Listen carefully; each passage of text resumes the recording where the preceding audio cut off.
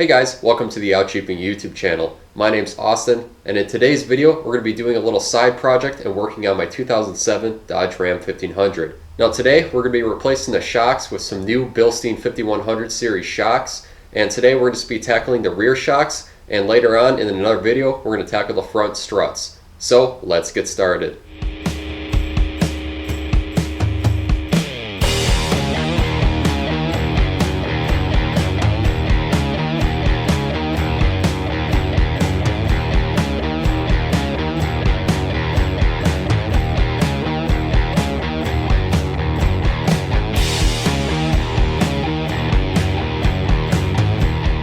Alright, so these are the shocks right here for what we're going to be replacing once again on my 2007 Dodge Ram 1500 with coilover suspension in the front and leaf spring in the back. You have to double check and make sure they work for your vehicle. But if you got a similar setup, the part number on these guys is 24-185783. I'll post a link in the description below, but you want to double check and make sure that they work for your vehicle since they do make a variety of different sizes. Now, I have ran Bilstein shocks in the past on my old 2001 Jeep Cherokee.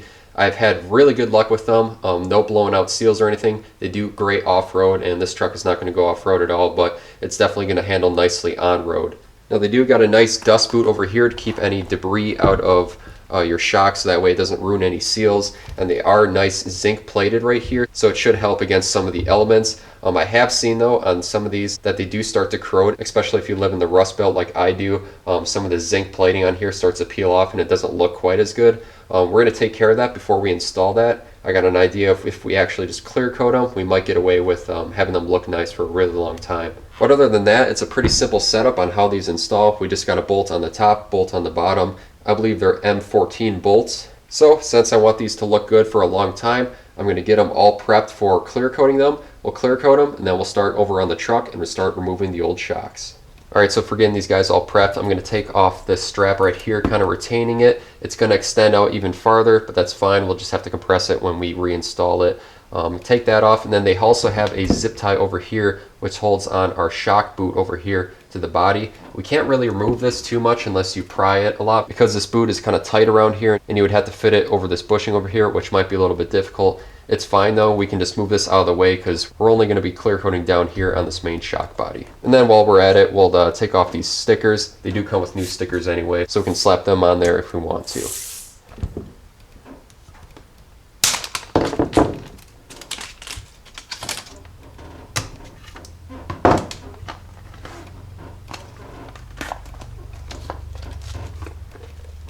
And then since these are new, they haven't been through any heat cycles, they should peel off pretty simply. There is a little bit of residue, but that's nothing that you can't take care of. We'll just take a little bit of mineral spirit to clean it up. Alright, I'm going to do one more step, and that's actually to wet sand these. I'm going to take some 400 grit and just kind of go with the grain, which is around the tube right here. I'm not going to go this way because this is kind of a brushed look and that's the way it's going. So we're going to go with the grain just to give the best chance of adhesion with the clear coat, so that way it doesn't peel off as well.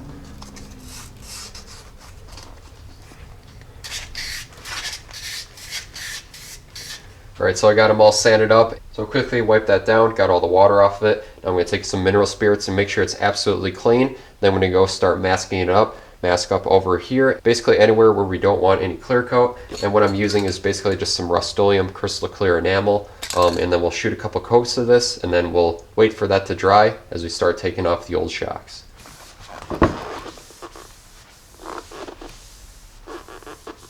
This will help get any leftover residue from the stickers if it's still on there.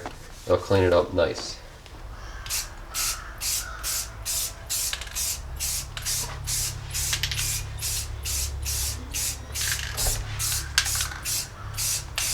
Alright, so I actually went and let these dry overnight and they turned out nice. I went and threw on some new stickers over here and threw on some new zip ties to hold on the shock boot. I didn't tighten them down yet until we get on the vehicle. That way we can still kind of adjust this, tighten it up, and then snip it off. I also ran to the hardware store, got some new hardware for this. If you're doing this on your Dodge Ram, you're going to need some new M14 by 2mm pitch by 90mm long. So I got 4 new bolts with nuts and washers. So now that we're already over here, let's go over to the truck now.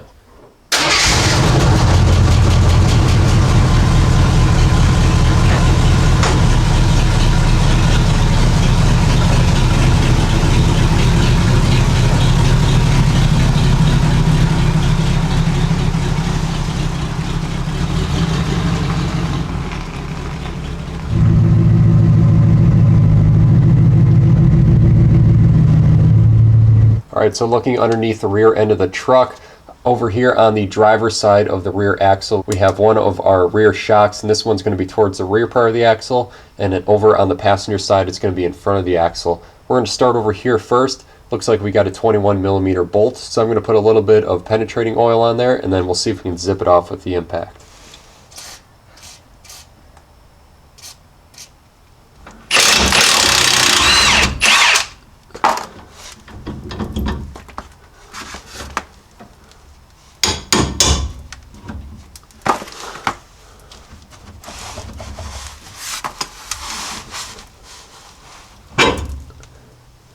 Alright, so these bolts don't look too bad so far, but since we got new ones, we're going to replace it while we're in here.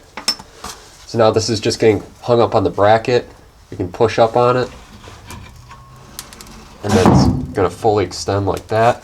Now looking at the other end of the shock where it comes up here towards the frame, it is kind of hard to get in here since we have the spare tire right in the way, so I may end up dropping that to make it a lot easier to get in there. That way I should be able to easily get the impact on it and zip it out nicely.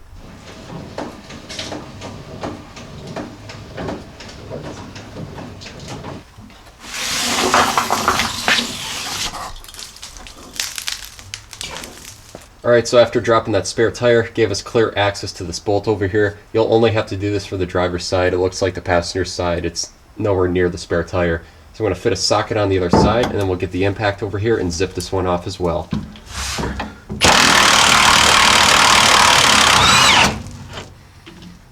Alright, I'm not going to feed our bolt out, and then our shock is going to drop.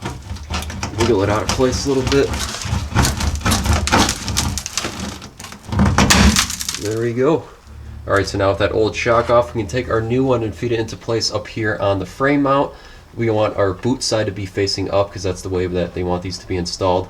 I got my new hardware ready with some anti-seize on it, so I'm going to feed these into place.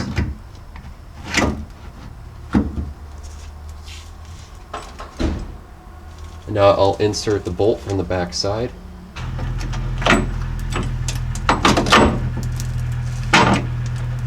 And then I got washer and then a nut. So I'm just going to snug this up a little bit, nothing crazy tight. We'll come back when the other side's in and then we'll torque it down.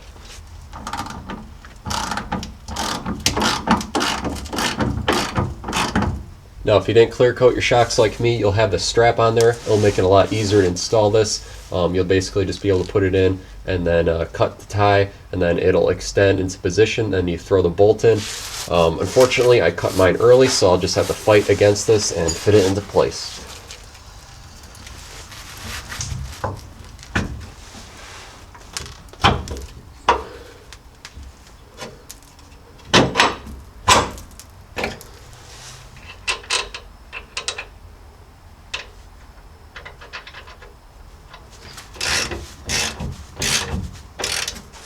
Now we can torque both these bolts up to 100 foot-pounds.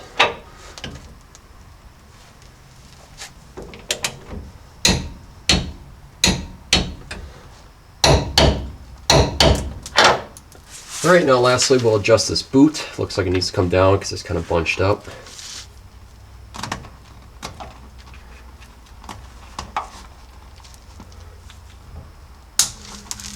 Alright, that's pretty much it.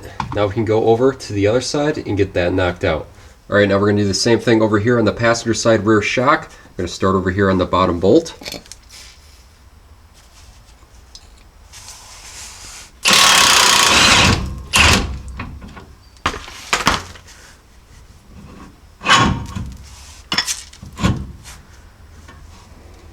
And this shock is definitely bad. It doesn't even fully extend anymore. It's a good thing we're replacing them. Alright, so for the upper bolt on the passenger side rear shock, we can actually access the bolt from inside the rear wheel well, so you can see it over here. So I'm going to hold it with a breaker over here and see if I can fish my impact on the other side. It's going to be kind of tight since the muffler's in there, but if I can't break it free there, I'll just swap it around and put the impact on this side.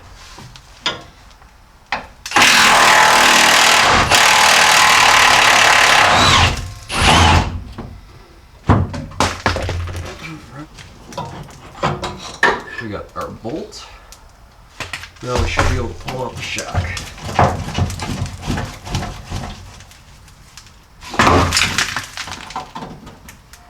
Now we can take our new shock, set it up into place, grab a new bolt full of anti-seize. And then we got a washer and nut, and we'll fit that on the back side. Now for the bottom bolt.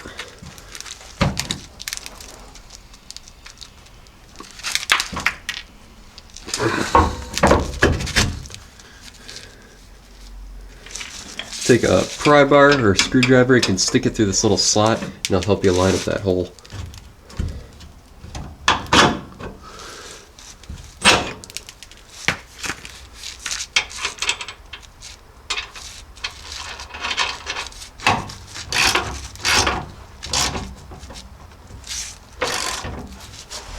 Then once again, we'll torque them down to 100 foot-pounds.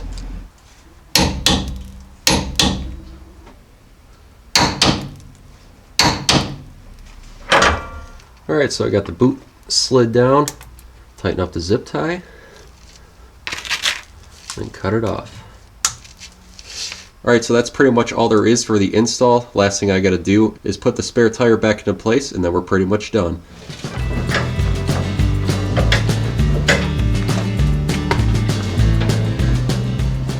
Alright guys, that's going to be a wrap for today's video. As you saw, it's pretty straightforward on these rear shocks. Now doing the front struts, that's going to be a whole nother story and a whole nother video, so make sure you stay tuned for that. But if you guys are looking for these Bilstein shocks for your 3rd gen Ram, I got a link below so you guys can purchase them for yourselves.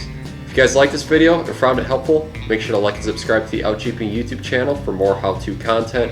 And if you want to support the channel, I got some Outjeeping decals available on my Etsy store. I'll leave a link for that in the description below as well. So, thanks again for watching, and we'll see you guys in the next video.